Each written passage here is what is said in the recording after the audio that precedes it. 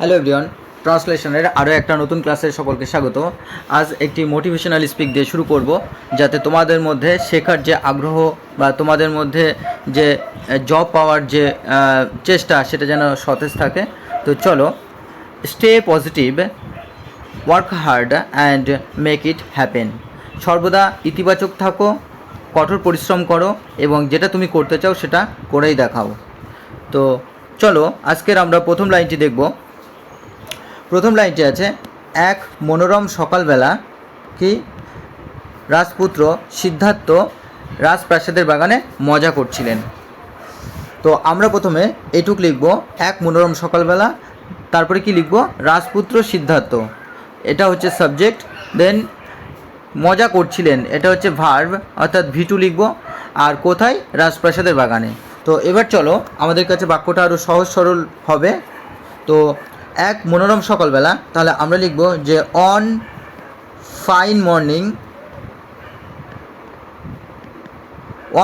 Morning, একদিন মনোরম সকালবেলা। এবার সাবজেক্ট হলো রাজপুত্র সিদ্ধার্থ, তাহলে লিখব কি প্রিন্স সিদ্ধার্থ, অর্থাৎ রাজপুত্র সিদ্ধার্থ মজা করছিলেন। তো হ্যাভ ফান হচ্ছে মজা করা, আর যেহেতু মজা করছিলেন অর্থাৎ আমরা এটা কিন্তু পাস্ট কন্টিনিউয়াস টেন্সে লিখব, কারণ কি অতীতকালে কোনো কাজ চলছিল বোঝালে আমরা কিন্তু পাস্ট কন্টিনিউয়াস টেন্স লিখি। তাহলে লিখব প্রিন্স সিদ্ধার্থ ওয়াজ, যেহেতু এটা থার্ড পারসন কি সিঙ্গুলার নাম্বার, সেই কারণে কিন্তু আমরা ওয়াজ লিখলাম। ওয়াজ কি হ্যাভিং ফান। তো হ্যাভ ফান হচ্ছে মজা করা, আর হ্যাভিং ফান অর্থাৎ মজা করছিলেন কোথায়? সেটা হচ্ছে রাজপ্রাসাদের বাগানে। তাহলে লিখব ইন দ্য প্যালেস গার্ডেন, অর্থাৎ রাজপ্রাসাদের যে বাগান সেই বাগানে মজা করছিলেন। তো ওয়ান ফাইন মর্নিং হচ্ছে একদিন মনোরম সকালবেলা, বা এটাকে আমরা লিখতে পারি কি ওয়ান লাভলি মর্নিং, একদিন মনোরম সকালবেলা, বা আমরা লিখতে পারি কি অন বিউটিফুল মর্নিং, একদিন মনোরম সকালবেলা। তো তোমরা এই তিন রকমভাবে শুরু করতে পারো, on fine morning, on beautiful morning বা অন লাভলি মর্নিং, তোমরা এইভাবে শুরু করতে পারো। তো এখানে আমরা প্যালেস জানি কি, আমরা প্যালেসকে আবার কিন্তু ব্যাসিলিকাও লিখতে পারি, আর গার্ডেনই আমরা রাখবো। আর এখানে প্রিন্স সিদ্ধার্থ বা রাজপুত্র সিদ্ধার্থ, আর হ্যাভিং ফান হচ্ছে মজা করছিলেন। তো চলো আমরা পরের বাক্যটি লক্ষ্য করি। পরের বাক্যটি আছে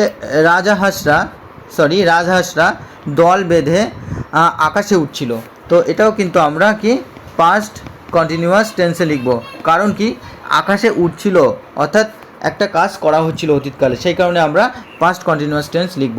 তো এখানে সাবজেক্ট হচ্ছে রাজহাঁসরা, তো সাবজেক্ট আর আকাশে উঠছিল। তো এই যে উঠছিলটা হচ্ছে আমরা কি রাখবো, এটাকে আমরা কিন্তু কন্টিনিউয়াস ফর্মে লিখব।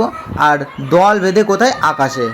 তো আমরা লিখব রাজহাঁসরা অর্থাৎ সোয়ান্স, আর যেহেতু এটা কি থার্ড পারসন প্লুরাল নাম্বার, সেই কারণে আমরা লিখব যে সোয়ান্স ওয়্যার, অর্থাৎ রাজহাঁসরা সোয়ান্স ওয়্যার কি ফ্লাইং, অর্থাৎ রাজহাঁসরা উঠছিল, সোয়ান্স ওয়্যার ফ্লাইং কি ইন দ্য স্কাই, অর্থাৎ আকাশে, অ্যাজ এ কি দল বেঁধে, অ্যাজ এ গ্রুপ, অর্থাৎ দল বেঁধে তারা আকাশে উঠছিল। রাজহাঁসটা দল বেঁধে আকাশে উঠছিল। Swans were flying in the sky, আকাশে অ্যাজ এ গ্রুপ অর্থাৎ দল বেঁধে। তো এটাকে আমরা এইভাবে লিখতে পারি যে সোয়ান্স ওয়্যার সোয়ারিং অর্থাৎ আকাশে উঠতে থাকা, swans were soaring in the sky as a group, বা in the sky in a flock, দল বেঁধে। তো আমরা কিন্তু এইভাবে অল্টারনেটলি আমরা কিন্তু লিখতে পারবো। তো যেভাবে তোমাদের সুবিধা হবে সেইভাবে তোমরা লিখবে। চলো পরের বাক্যটি লক্ষ্য করি। পরের বাক্যটি আছে, হঠাৎ তিনি দেখতে পেলেন একটি রাজহাঁস রক্তাক্ত অবস্থায় মাটিতে পড়ে যাচ্ছে। তো পড়ে যাচ্ছিল আমরা কিন্তু এমনভাবে লিখব। তাহলে চলো, তো এখানে আমরা মেন ভার্বটাকে কী রাখবো? পড়ে যাচ্ছিল। আর হঠাৎ তিনি দেখতে পেলেন, তো তিনি হচ্ছে এখানে সাবজেক্ট, আর দেখতে পেলেন হচ্ছে আমরা ভি2তে লিখব। আর একটি রাজহাঁস রক্তাক্ত অবস্থায়, এই রক্তাক্ত এবং অবস্থায় মাটিতে পড়ে যাচ্ছিল। এই দুটোকে আমরা পার্টিসিপল ফর্মে রাখবো। পার্টিসিপল ফর্মে রাখবো। তো চলো দেখা যাক কীভাবে। হঠাৎ অর্থাৎ সাডেনলি হি স সে দেখলো কি একটি রাজহাঁস। তাহলে এ সোয়ান, সাডেনলি হঠাৎ হি স সে দেখতে পেল এ সোয়ান একটা রাজহাঁসকে কি ফলিং কোথায়? টু দ্য গ্রাউন্ড অর্থাৎ মাটিতে পড়ে যাচ্ছিল কি ব্লিডিং রক্তাক্ত অবস্থায়। তাহলে এটাকে আমরা কি লিখলাম? সাডেনলি হি স হঠাৎই সে দেখতে পেল এ সোয়ান কি দেখলো? একটা রাজহাঁস। তাহলে হি হচ্ছে সাবজেক্ট, ভি2 হচ্ছে কি স, আর কি দেখতে পেলো? অবজেক্ট হচ্ছে S1, আর ফলিং হচ্ছে আমরা পার্টিসিপল ফর্মে ব্যবহার করেছি। পার্টিসিপল ফর্ম কি? ফলিং টু দ্য গ্রাউন্ড, মাটিতে পড়ে যাচ্ছে, ব্লিডিং অর্থাৎ রক্তাক্ত অবস্থায়।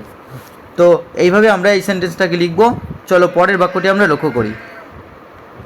পরের বাক্যটি আছে, একটি তীরের আঘাতে এটা আহত হয়েছিল এবং তার ডানা ভেঙে গিয়েছিল। তো এখানে আমরা দুটো সেন্টেন্সকে অ্যান্ডের মাধ্যমে যুক্ত করব। তো এখানে কি লিখব?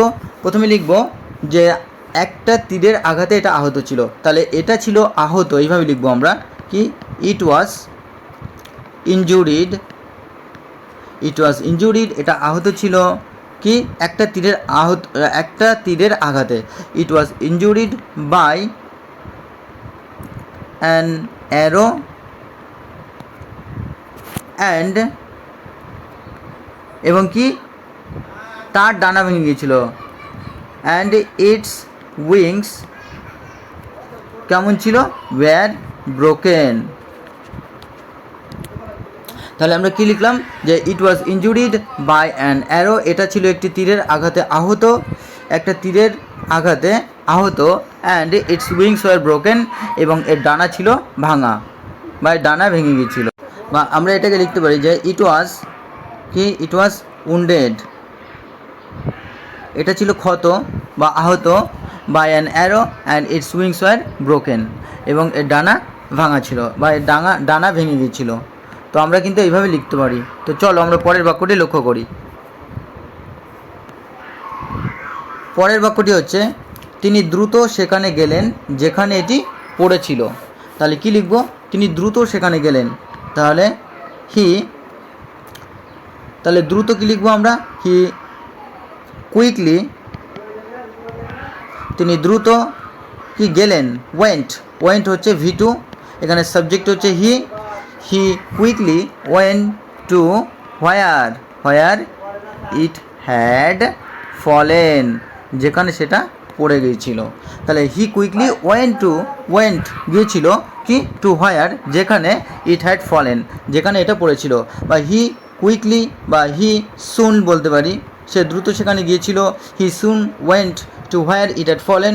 বা হি স্পিডিলি বলতে পারি আমরা, হি স্পিডিলি ওয়েন্ট।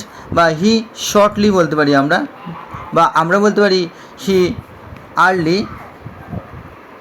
তো আমরা কিন্তু এইভাবে এই বাক্যটিকে লিখতে পারবো। বা আমরা এটাকে হারিডলিও লিখতে পারি, হি হারিডলি, অর্থাৎ দ্রুততার সাথে সে সেখানে গিয়েছিল যেখানে এটা পড়ে গিয়েছিল। তো প্রথম সেন্টেন্সটাকে আমরা কি লিখেছি? আমরা কিন্তু সিম্পল পাস্ট টেন্সে লিখেছি। আর দ্বিতীয় যে সেন্টেন্সটা ইট হ্যাড ফলেন, তো এটাকে কিন্তু আমরা পাস্ট পারফেক্ট টেন্সে রেখেছি। কারণ কি? কারণ দুটো কাজ একসাথে যখন আমরা অতীতকালে বর্ণনা করি, তখন আমরা প্রথম কাজটিকে কি পাস্ট পারফেক্ট টেন্সে লিখি এবং দ্বিতীয় কাজটিকে আমরা সিম্পল পাস্ট টেন্সে লিখি। সেইভাবে কিন্তু সেন্টেন্সটিকে লেখা হলো। তো চলো আমরা পরের বাক্যটি লক্ষ্য করি। পরের বাক্যটি হচ্ছে, তিনি পাখিটিকে তুলে নিলেন এবং আলতো করে তীরটি সরিয়ে ফেললেন। তাহলে এখানেও কিন্তু আমরা অ্যান্ডের দুটো সেন্টেন্সকে যুক্ত করব। আর যেহেতু দুটো সেন্টেন্সে পাস্ট টেন্সে বর্ণনা করা হচ্ছে, তো আমরা সেকেন্ডটাকে পাস্ট পারফেক্ট টেন্সে রাখবো এবং প্রথমটাকে আমরা সিম্পল পাস্ট টেন্সে লিখব। তো কীভাবে লিখব চলো দেখা যাক। তাহলে লিখব হি, তাহলে সাবজেক্ট হচ্ছে হি অর্থাৎ তিনি, এবং তুলে নিলেন হচ্ছে ভার্ব অর্থাৎ V2। তাহলে কি লিখব? হি পিকড আপ, তিনি তুলে নিলেন কি পাখিটিকে? He picked up the swan, তিনি পাখিটিকে তুলে নিলেন। অ্যান্ড আলতোভাবে বা আলতো করে, অ্যান্ড জেন্টলি কি? এবং আলতোভাবে তীরটি সরিয়ে ফেললেন।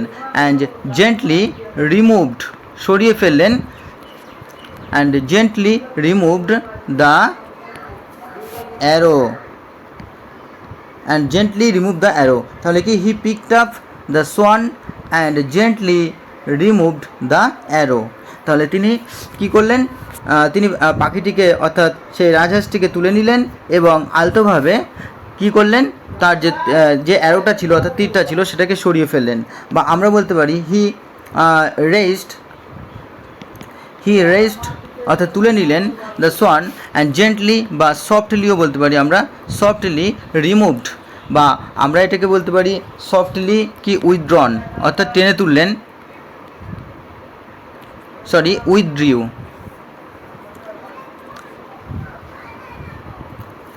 হি picked up the swan and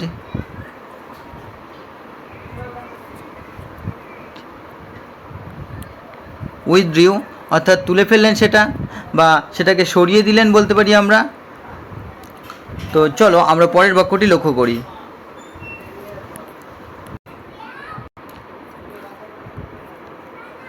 তো বন্ধুরা এই ছিল আজকের গুরুত্বপূর্ণ ট্রান্সলেশনের প্যাসেজ। যারা চ্যানেলটিতে প্রথম তারা অবশ্যই সাবস্ক্রাইব করে পাশে থাকা বেল আইকনটি প্রেস করে রেখো এবং যারা প্রতিনিয়ত ক্লাস দেখো তাদেরকে অসংখ্য ধন্যবাদ। তোমরা এইভাবে চ্যানেলটির পাশে থাকো, বেশি বেশি করে লাইক কমেন্ট শেয়ার করতে থাকো। যত বেশি লাইক আসবে তত বেশি চ্যানেলে কিন্তু আমি ক্লাস নিয়ে আসবো। লাইকের সংখ্যা যত কমবে ততই কিন্তু ক্লাস কম আসতে থাকবে। তো চলো দেখা হচ্ছে পরবর্তী ক্লাসে। সকলকে অসংখ্য ধন্যবাদ।